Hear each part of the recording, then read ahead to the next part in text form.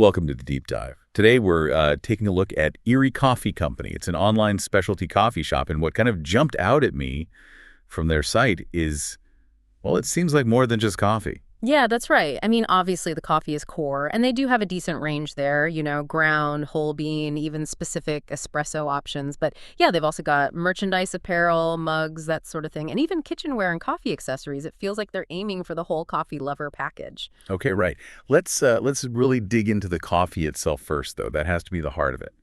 They seem to feature three main blends pretty prominently. First one is Enchanted Embers Medium Roast, and this one's pre-ground. The description mentions warm, comforting flavors, well-balanced. Sounds like a pretty standard good morning coffee. Exactly. Starting with a pre-ground medium roast, that's likely hitting a broad audience. People who want good coffee, sure, but maybe convenience is also key. Warm and comforting. That suggests, like you said, a classic profile. Nothing too wild, approachable. And offering it pre-ground lowers the barrier. You don't need a grinder. So, yeah, accessibility seems important. Okay. Then they have the Haunted Harvest Brew. This one's a medium dark roast, and it's whole bean. The description here gets a bit more atmospheric. Talks about the spirit of autumn, rich, aromatic blend, warms the soul. Sounds richer, maybe a bit more of a special occasion thing. Or seasonal. Yeah, the shift to medium dark and whole bean, that probably targets someone a bit more, let's say, into their coffee. Someone who likes grinding their own beans, values that freshness, maybe wants a bolder taste than the medium.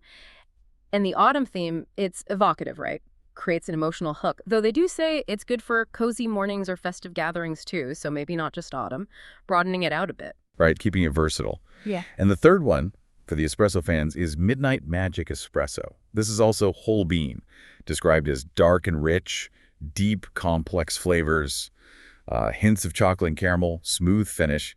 Sounds like a proper, serious espresso blend. Totally. I mean, that description ticks a lot of boxes for espresso drinkers, doesn't it? Rich, dark, those classic chocolatey, caramelly notes. And again, whole bean. It suggests they're serious about quality for people who have the gear, the espresso machine, the grinder. It definitely signals they're not just doing basic drip coffee. Yeah, interesting. And something else I saw were these blog categories, like what is an online coffee shop and why ordering coffee online is better. It seems like they're actively trying to educate people, maybe win over folks who are hesitant about buying beans online. Oh, yeah, that's smart. Content marketing, basically. By tackling those basic questions, they position themselves as helpful experts. It builds trust, especially if you're maybe new to buying specialty coffee online, helps guide you through it. Okay, so the coffee seems well covered, different roasts, different formats, but then there's this whole merchandise section, apparel, mugs, tumblers. Is this about building like a lifestyle brand? Could be. I mean, branded merch is pretty standard for building recognition, right? Creates a community feel. If you really love their coffee, maybe you want the t-shirt or the mug to go with it. It deepens that connection beyond just the product itself. And they also list kitchenware and coffee accessories. That makes it sound more like a one-stop shop. So you could get your beans and maybe, I don't know, a new pour-over cone or something. Precisely. It adds convenience. You're already there buying beans. Maybe you realize you need filters, or you've been thinking about upgrading your French press. If they have it right there, it makes Eerie Coffee Company a more useful resource overall. Increases the potential basket size, too, from their perspective. Right. Makes sense. Now, this is interesting, the actual customer feedback. They've got a perfect 5.0 out of 5 stars, though it's based on only 5 reviews so far. But the comments are quite detailed. Jen Brown specifically mentions that Midnight Magic Espresso. Says it did not disappoint. Strong, pure coffee taste. She even bought a bag to take home. That's a good sign. Oh, absolutely. Specific product praise like that, plus the intent to repurchase, that's gold. Shows real satisfaction with the core product, the coffee itself. Then another one, Friendly Lover, talks about a flavor explosion at something called the Waterford Fair and calls the owner a coffee wizard. Highlights the taste and friendly, knowledgeable service. So it seems they do in-person events too. Yeah, popping up at a local fair is significant. It puts a face to the online name, builds community connections, and that coffee wizard comment, it's memorable, adds personality, makes them seem approachable and passionate. Definitely. Then there's Daryl Croce. This review covers a lot, praises the taste, but also helpful customer service as issues were fixed quickly, and specifically calls out the website. Organized, detailed descriptions. Likes the merch store. Smooth checkout. Wow. See, that's fantastic feedback because it touches so many points. It's not just coffee good, it's website good, service good, checkout easy. That whole customer journey seems positive for Daryl. And mentioning detailed descriptions online, crucial for e-commerce. You need that info when you can't see or touch the product. And one more AB, also like the website organization and the detailed description. So definitely a pattern emerging there. Quality coffee, good service, and a user-friendly online experience. Exactly. Those recurring themes tell you they're likely doing things right across the board, especially things vital for an online shop in a crowded market like coffee. That focus on descriptions probably helps people feel confident buying. Looking at the site structure myself, it does seem pretty straightforward.